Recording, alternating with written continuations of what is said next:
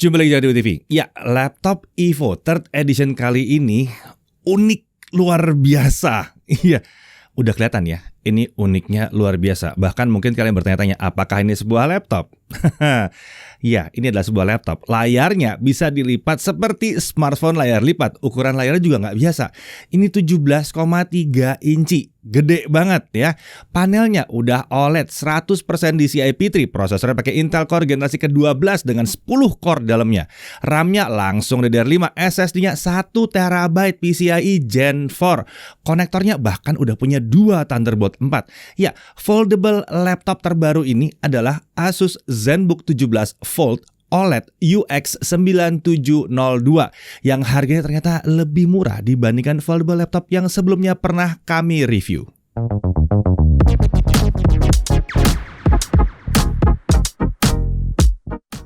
Ya, akhirnya pasar Indonesia kembali kedatangan perangkat foldable laptop. Menariknya, foldable laptop keluaran tahun 2022 ini selain layarnya jauh lebih besar, teknologinya udah kekinian serta performanya jauh lebih kencang dibandingkan foldable laptop generasi yang pertama.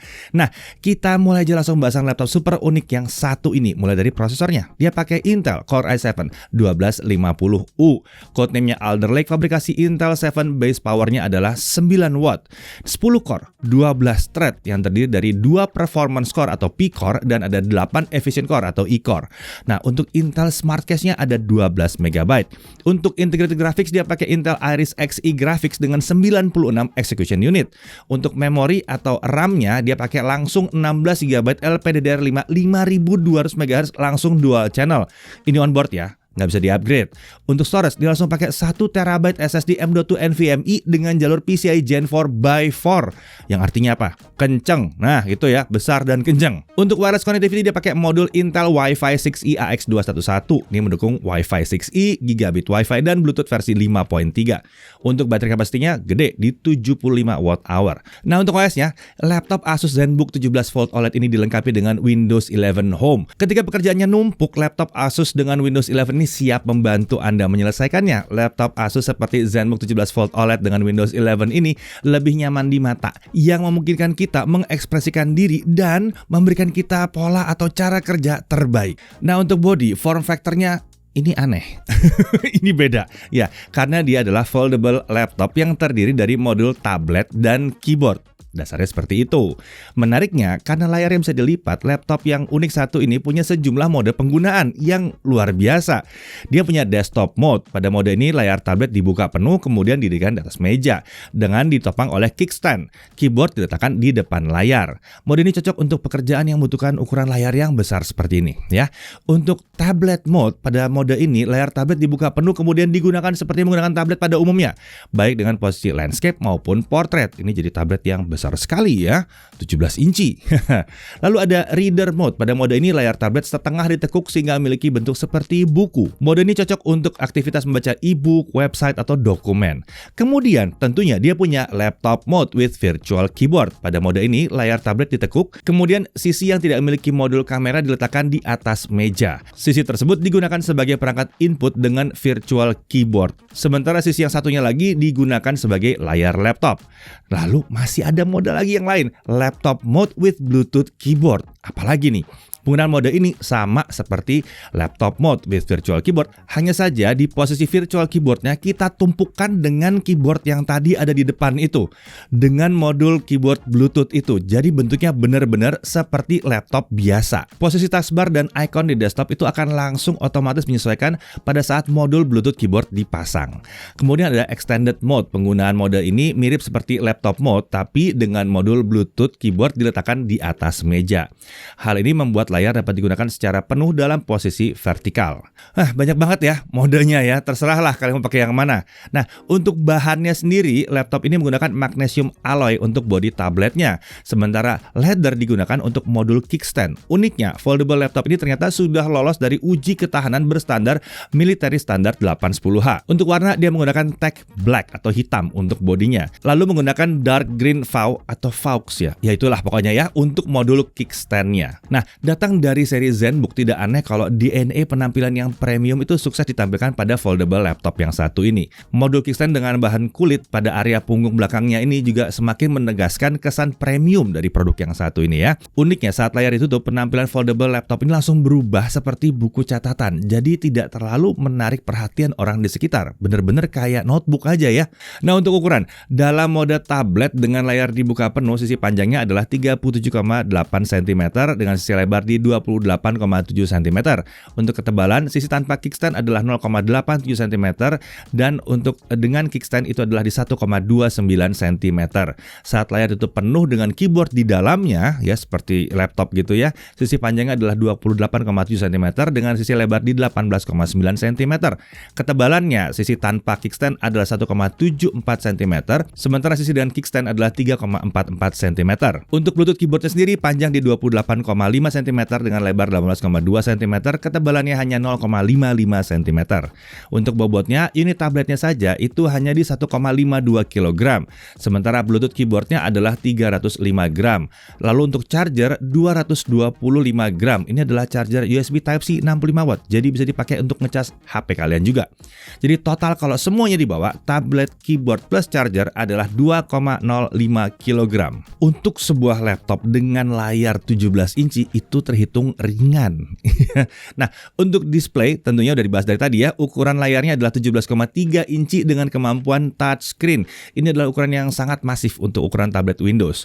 Resolusi layarnya adalah 2560x1920 pixel dengan aspek rasio 4:3. Aspek rasio seperti ini memberikan tampilan layar yang lebih luas secara vertikal, bahkan saat dibandingkan dengan layar 3:2 sekalipun. Oleh karena itu, layar ini cocok sekali digunakan untuk browsing website dengan halaman memanjang ke bawah, programming, mengolah spreadsheet seperti untuk Excel gitu ya, dan banyak lagi. Pengguna juga dapat membagi layar jadi 3 partisi untuk menampilkan 3 aplikasi sekaligus. Dan tentunya kalau 17 inci masih kelihatan semuanya ya. Tentunya layar 4:3 ini juga membangkitkan kenangan lama ya. Saat kita pakai monitor PC yang nyaman dulu tuh, yang tabung itu ya, mirip banget. Tapi ini flat, tipis dan bisa dibawa-bawa. Nah, kalau digunakan di laptop mode with Bluetooth keyboard, ukuran layar akan berubah menjadi 12,5 inci dengan resolusi 1920x2080 pixel atau 3:2. Untuk refresh rate-nya ini 60 Hz dengan response time 0,2 milisecond. Tentunya karena ini layar OLED ya. Ini adalah panel OLED dari BOE. Ya, tipe panel ini memiliki karakteristik yang dapat ditekuk sehingga cocok untuk perangkat foldable.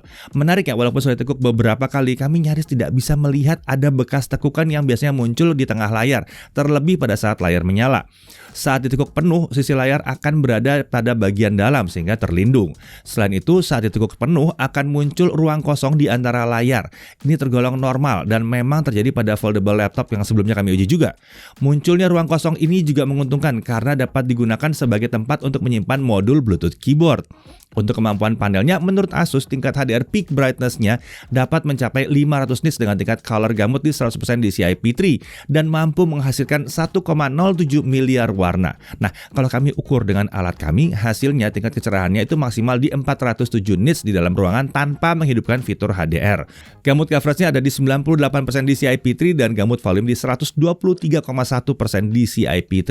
Layar ini sudah menggunakan Pantone Validated, jadi sangat ideal untuk skenario content creation kelas profesional sekalipun. Dipakai nonton film, wah ya udahlah ya, ini pasti mantep banget. Layar ini juga telah memenuhi sertifikasi Display HDR True Black 500, jadi mampu menampilkan konten HDR dengan optimal. Dia juga sudah memperoleh sertifikasi TUV Rheinland, jadi cahaya biru nggak ada masalah di sini ya. Nyaman dipakai berjam-jam. Laptop ini juga memiliki fitur Asus OLED Care di software My Asus yang diklaim dapat mencegah gejala burn-in dengan sejumlah teknik seperti pixel refresh, pixel shift, automatically hide Windows taskbar in desktop mode, dan Windows taskbar transparency effect. Pada dasarnya, teknik tersebut adalah untuk mencegah layar menampilkan gambar statis terus-menerus, supaya layar OLED-nya tetap awet ya. Disediakan juga fitur Splendid pada software My Asus untuk mengatur profil warna pada layar dengan pilihan normal, vivid, manual, dan eye care. Layar laptop ini menggunakan permukaan glossy yang wajar untuk layar touchscreen dan memang cocok banget dipadukan dengan layar OLED, jadi warnanya cemerlang sekali. Jadi walaupun ada sedikit bayangan, tapi waduh, kalau warnanya kayak begini sih nggak protes lah. Bingkai layar juga sudah menggunakan desain Nano Edge Display dengan ketebalan 11,2 mm untuk sisi kiri dan kanan, serta 9,68 mm untuk sisi atas dan bawah. Desain bingkai seperti ini membuat tingkat screen to body rasionya mencapai 87%. Layarnya dilengkapi dengan engsel pada bagian tengahnya yang diklaim mampu bertahan hingga 30.000 kali proses buka tutup. Layar juga dapat diposisikan hingga sudut bukan 120 derajat di mode desktop dengan membuka penuh kickstand pada punggung layar. Tablet ini dilengkapi dengan kamera 5 megapiksel dengan perekaman sampai dengan 1440p 30 fps. Posisinya ada pada bingkai kiri saat posisi landscape atau bingkai atas pada saat posisi portrait. Sayangnya saat di laptop mode atau extended mode, kamera tersebut ternyata merekam gambar atau video dalam posisi portrait saat kami cek menggunakan aplikasi kamera bawaan Windows. Lucunya saat kami coba di aplikasi video chat atau conference seperti Zoom atau Google Meet, kamera akan tetap merekam dalam posisi portrait tetapi diputar 90 derajat ke arah kiri. Jadi pengguna tidak tegak lurus melainkan miring ke kiri. Sementara saat kami coba di aplikasi lain seperti Skype, hal tersebut ternyata tidak terjadi. Sepertinya ini masalah update software aja ya. Untungnya kondisi seperti ini tidak terjadi juga pada saat kita menggunakan desktop mode, tablet mode, atau reader mode. Akan tetapi karena posisi kamera ada di bingkai kiri, posisi pengguna jadi terlihat tidak berada pas di tengah saat melakukan video chat atau conference. Untuk mengoreksi posisi pengguna yang seperti ini, cukup aktifkan fitur motion tracking yang secara otomatis dapat memposisikan wajah pengguna tepat di tengah gambar. Selain motion tracking, terdapat juga fitur kamera lain seperti lighting optimization, background blurring, dan gaze correction. Kamera di foldable laptop ini juga punya kemampuan unik seperti walk away lock yang dapat meredupkan dan mengunci laptop saat pengguna meninggalkan laptop. Wake on return yang akan otomatis menghidupkan laptop saat pengguna berada di depan laptop. Lock away screen dimming yang otomatis meredupkan layar berdasarkan arah wajah pengguna. Fitur-fitur tersebut dapat digunakan saat menggunakan laptop mode. Kamera tersebut juga dipadukan dengan 4 mikrofon yang memiliki kemampuan AI Assisted Dynamic Background Noise Suppression. Nah, untuk kemampuan kamera, mikrofon, dan noise cancellingnya kira-kira seperti ini. Ya, bisa dilihat di sekeliling saya, suasananya lagi ramai oleh kendaraan. Jadi suara di sekitar saya bising sekali. Jadi gimana kualitas rekaman mikrofonnya?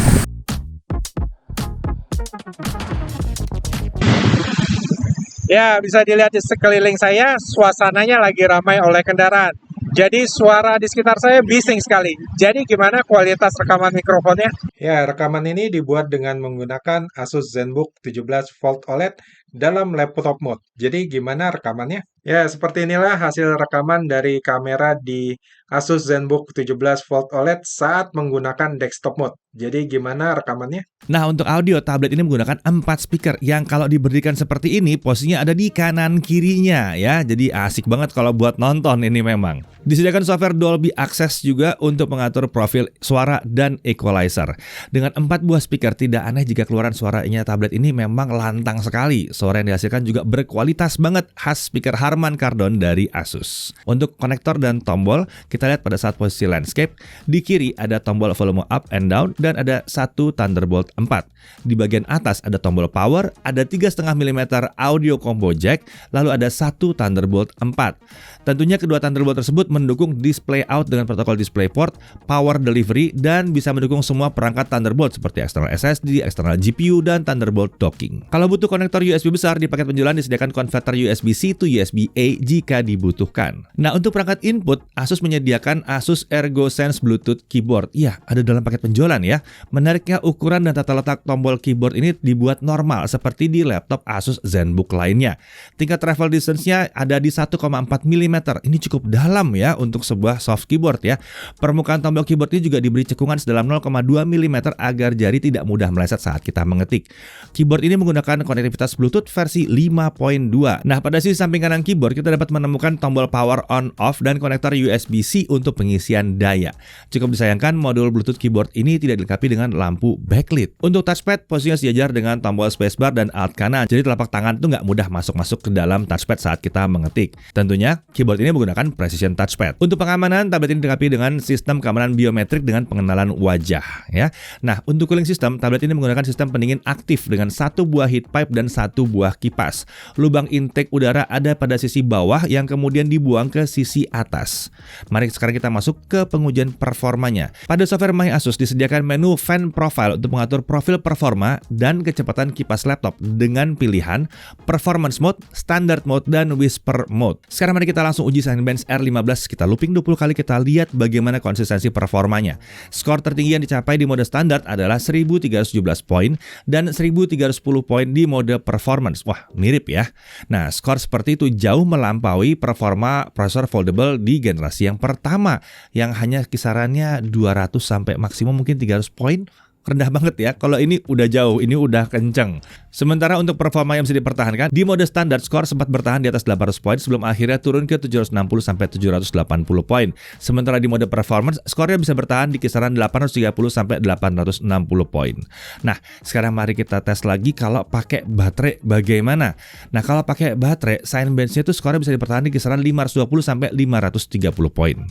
Oke, sekarang kita lihat suhu kerjanya. Di mode standar, suhu prosesor sempat naik hingga 93 derajat Celcius di awal pengujian, kemudian lalu dia turun perlahan ke 63 sampai 70 derajat Celcius. Jadi ya kayaknya dia colong dulu di awal, lalu diturunkan suhunya supaya aman. Sementara di mode performance, suhu sempat naik ke 98 derajat Celcius di awal, kemudian turun ke 66 sampai 73 derajat Celcius. Jadi katanya aman-aman aja ya, cuma colongan bentar aja. Nah, sekarang kita langsung aja tes Blender 3.01. Untuk CPU rendering ini semua selesai dalam waktu 6 menit 18 detik. Lalu ada Thunderbolt-nya kan, jadi kita colok eksternal GPU pakai RTX 3070 Fe dan kita gunakan akselerasi CUDA. Hasilnya adalah semua selesai dalam waktu 20 detik saja. Nah, pada saat kita lakukan CPU rendering di mode performance, suhu prosesor sempat mencapai 96 derajat Celcius, kemudian turun ke 67 sampai 70 derajat Celcius. Oke, sekarang kita beralih ke video editing Premiere Pro CC 2022. Kalau videonya 4K 60, 2 menit 7 detik panjang videonya, software only, semua selesai dalam waktu 19 menit 59 detik. Kalau kita pakai OpenCL Acceleration, kita dapat 8 menit 30 detik.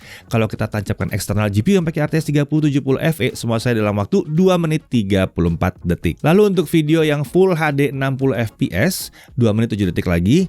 Dengan software only semua selesai dalam waktu 3 menit 11 detik. Kalau kita pakai OpenCL selesai dalam waktu 1 menit 44 detik. Kalau kita pakai eGPU yang tadi 46 detik saja. Sementara itu suhunya pada saat kita render yang 4K dengan OpenCL, suhu prosesor sempat mencapai 91 derajat Celcius di awal, kemudian turun ke arah 63 sampai 67 derajat Celcius. Ya, sekarang kita pindah ke DaVinci Resolve, software video editing yang gratis. 4K 60, 2 menit 7 detik, semua saya dirender dalam waktu 18 menit 44 detik. Kalau kita pasang eGPU yang tadi, selesai dalam waktu 7 menit 19 detik. Kalau videonya Full HD 60 fps, semua saya dalam waktu 4 menit 54 detik. Kalau kita pakai eksternal GPU yang tadi, selesai dalam waktu hanya 1 menit 47 detik. Untuk suhu kerjanya, di mode performance, suhu prosesor sempat mencapai 97 derajat Celcius, lalu turun ke 65 sampai 70 derajat Celcius. Lagi-lagi dijaga terus suhunya, nggak ada masalah di sini. Oke, sekarang mari kita main game pakai integrated graphics.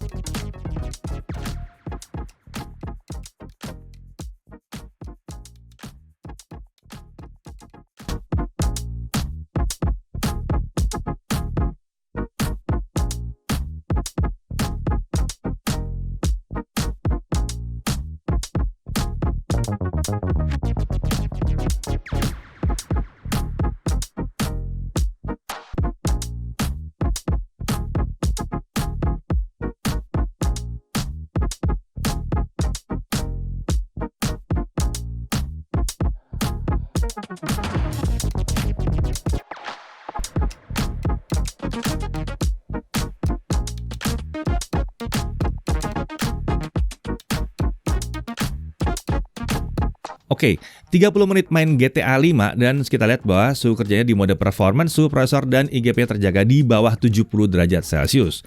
Untuk suhu permukaan body, untuk sisi depan area paling panas ada di sisi sebelah kiri atas dengan suhu mencapai 42 derajat Celcius. Sementara di bagian belakang, area paling panasnya di sisi sebelah kanan atas dengan suhu mencapai 42 derajat Celcius juga. Sedangkan suhu area lain aman di bawah 40 derajat Celcius. Tentunya suhu tertinggi seperti itu hanya dicapai kalau workload-nya berat saat jalanin game seperti ini.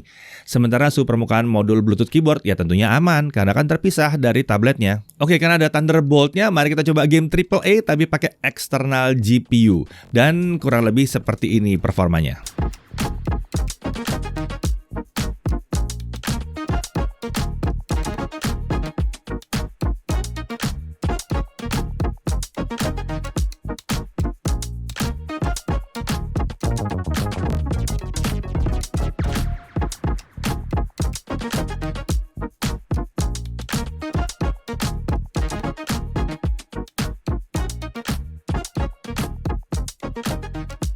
Sekarang kita lanjut ke storage test. Dengan Crystal Dismark kita peroleh bahwa kecepatan bacanya ada di 7074 Mbps. Oh, Gen 4 banget ini ya, 7000-an ya. Kecepatan tulisnya memang di 3758 Mbps, tapi ya ini udah kencang banget sih. Sekarang mari kita tes baterainya menggunakan mode standar dengan batas 50%, volume 25% dan setting layar di 2560x1920 pixel.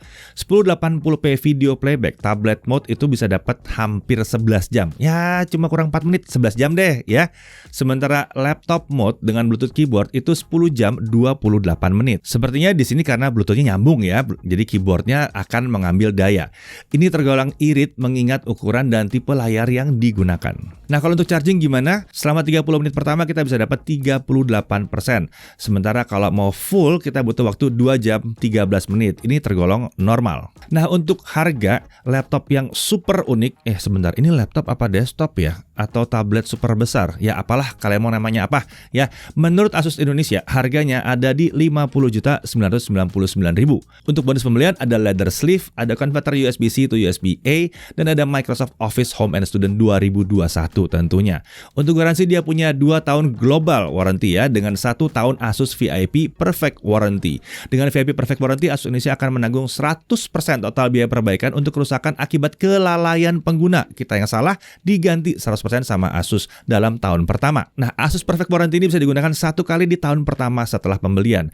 Asus Perfect Warranty ini berlaku untuk produk Asus consumer laptop dan gaming laptop tipe tertentu termasuk charger dan baterainya. Untuk yang satu ini termasuk engselnya juga masuk dalam warantinya ya. Nah, hal yang perlu diperhatikan, tampilan saat video, chat atau conference itu miring atau keputar ke kiri saat menggunakan laptop mode atau extended mode. Kemudian, body menjadi lumayan tebal ya pada saat layar ditutup, apalagi kalau dimasukin keyboard di tengah-tengah ya. Untuk sebuah tablet sebetulnya dia nggak berat-berat banget. Ini wajar karena ukurannya 17,3 inci. Tapi kalau untuk sebuah laptop dalam posisi laptop ini terasa berat ya, karena mungkin terkonsentrasi ke satu titik semua bobotnya. Lalu dia hanya punya konektor USB Type-C, tapi ini wajar ya mengingat form factor-nya, lagian udah ada adapternya juga. Nah, dari sisi menariknya, dia sudah memenuhi sertifikasi EVO 3rd Edition, jadi fiturnya segudang ya. Layarnya bisa dilipat, ini buat pengalaman penggunanya memang unik banget. Dijamin kalau ada yang meeting pakai ini terkaget-kaget pasti ya. Ukuran layarnya jadi masif 17,3 inci tapi dengan footprint seperti laptop 13,3 inci kalau dibawa-bawa. Layarnya OLED 100% DCI P3 udah Pantone validated. Jadi buat content creation kelas profesional udah bisa dipakai nonton, udah keren banget pasti ya. Prosesornya juga bukan kaleng-kaleng kalau dibandingkan dengan foldable yang terdahulu. Ini udah pakai prosesor 10 core, performanya tinggi untuk foldable laptop. Kuat gaming tipis-tipis dengan integrated graphics. Siap gaming AAA kalau kalian pakai external GPU. Suhu kerja prosesornya terkendali ya. Baterainya juga tergolong irit ini. RAM-nya udah langsung DDR5. SSD-nya langsung 1 TB, langsung PCIe Gen 4 dan kencang juga. Thunderbolt 4 ada 2. Ada bonus konverter USB-C to USB-A juga.